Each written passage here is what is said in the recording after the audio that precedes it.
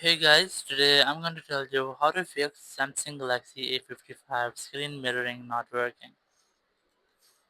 If you're using Galaxy A55 and you're facing the issue that in your phone the screen mirroring feature isn't working, so let's see some possible fixes for this. So the very first thing you can try, you just have to go ahead to your control center. You have to make sure that you're connected with internet using your Wi-Fi or cellular data, or you can also try to enable your Bluetooth service.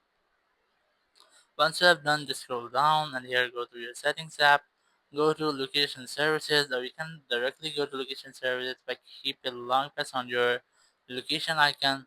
Once you're in location services, you have to make sure that you have enabled location services from here. Once you have done, just go back here, go to connected devices, look for smart view. So in Samsung, the screen mirroring is called Smart View. You have to make sure that you are here. So you have to also allow to use your location services to Smart View.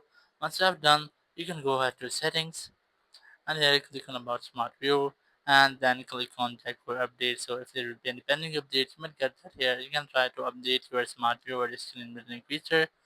Once you have done, your issue might have been fixed. If it's still not fixed your issue, go to general management here, go to reset and then click on reset Wi-Fi and Bluetooth settings.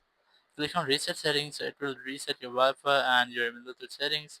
So if there will be any issue with your network settings, it will be fixing this tab, so after that you will not get the issue again.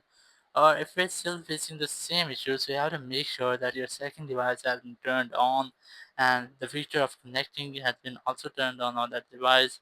Or if there is not an issue on your second device, the issue is in this phone. Just click on this power icon, click on restart, and then click on reset icon again to make a restart with your device. After restarting, your issue will be fixed and you will not get this issue again.